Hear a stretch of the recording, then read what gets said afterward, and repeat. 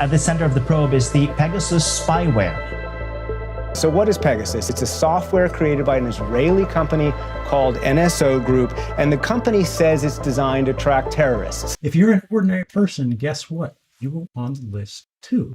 All you have to do is come to the attention of somebody with money to pay any one of these companies for the tools to break into your phone. Some of you may be aware of Edward Snowden and his work in whistleblowing this information to the public back in 2013. Kim Kardashian, a billionaire, purchased the spyware from a company to illegally spy on me since around June 2022 as I began interacting with her sister, Kendall.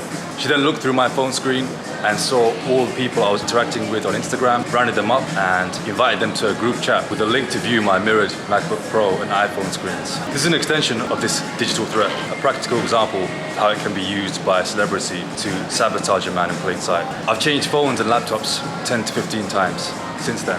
Each one was hacked every time. If I get a smartphone and I need to use a phone, I actually open it up before I use it. I perform a kind of surgery on it to physically desolder or sort of melt the metal connections that hold the microphone on the phone.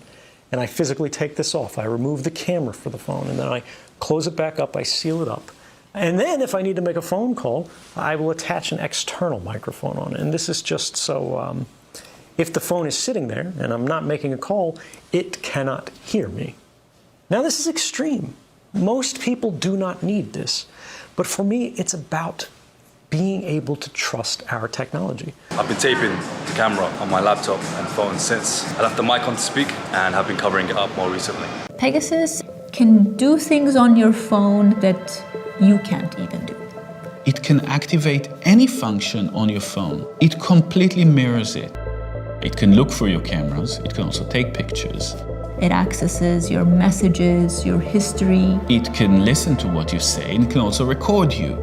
So yeah, Pegasus is pretty terrifying. This in itself is one level of breaching privacy. If it was used in any official capacity, all they would find is an artist doing his work and using his devices as anyone else would. Instead, Kim illegally used the spyware to take control of who I meet, to undermine my work and expose my privacy, intellectual property to anyone, including competitors, to add a tremendous amount of pressure to basically sabotage me as much as possible using this technology that is reserved for official government use only, not for a celebrity to use to commit crimes and break international law. Her cyber attack was intended to shock, injure, and provoke an emotional reaction.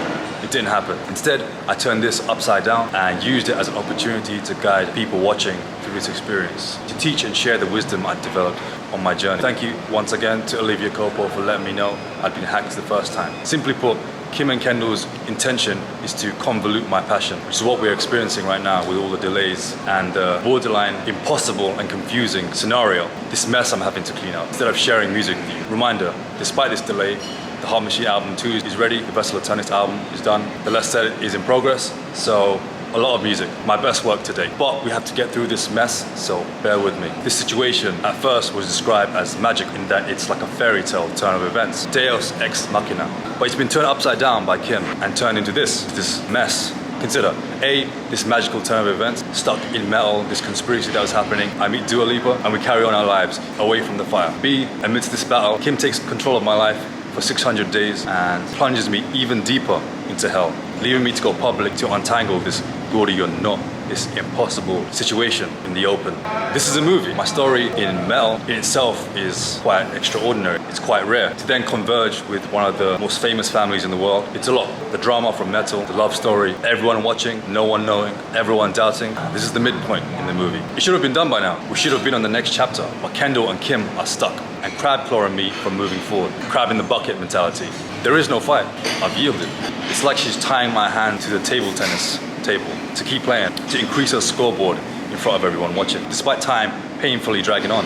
All the suffering I've endured in the process, spilling out to those around me. There is no fight, but she's trying to make it a fight by stalling. Reminder, there are other highly desirable women involved who have been patient with Kendall for all this time. It's unfair to them, it's unfair to me, to keep us waiting in limbo without any resolution. For whenever Kendall's Sweet 16 party is done, and she's done humiliating me in front of all my enemies, my family, to make me less appealing to other women. She doesn't want me to do music.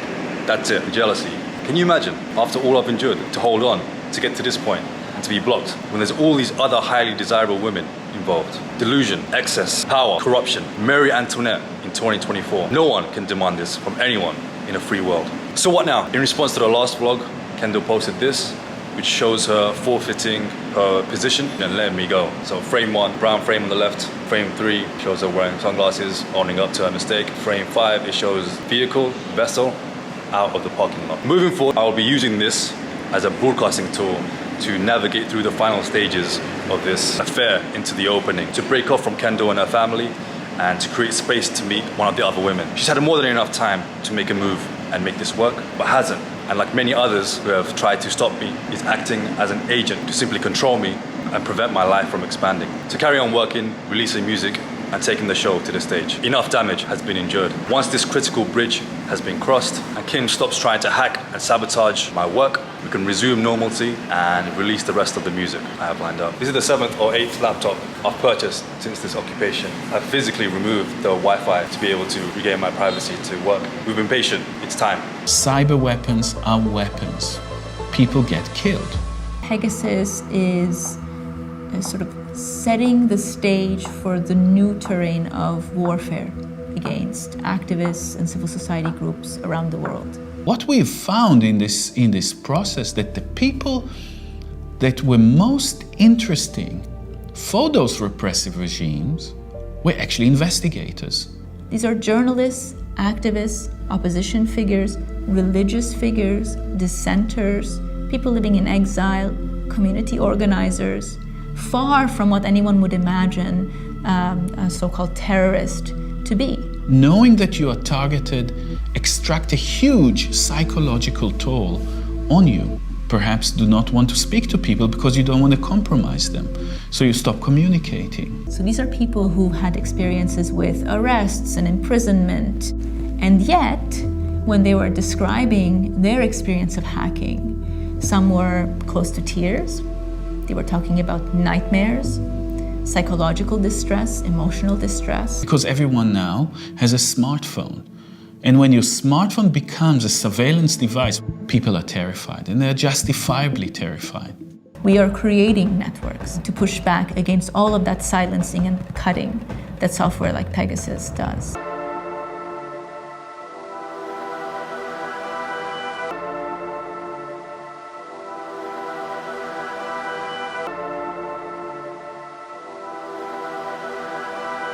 Are the most frightening conspiracies those that are happening right before our very eyes in plain sight? Power neutralizes opposition by presenting itself as ordinary and normal, as opposed to dramatic or in any way draconian. When I was working for the NSA, right, I was involved in this system that was intended to access and track the communications of every man, woman, and child on Earth to the maximum extent possible, and for that to happen in secret, right? Is there anything more grand and conspiratorial? And this is a person that's been exposed to enormous behavior. I had the image of standing before a tidal wave, or standing before a glacier, standing before some blank and pitiless sun burning down. And any opposition to that can only be undertaken collaboratively. It's too terrifying for any one person to consider. Thank God Edward Snowden had supporters and people around him that were willing to take risks themselves in order to provide him with sanctuary and safety.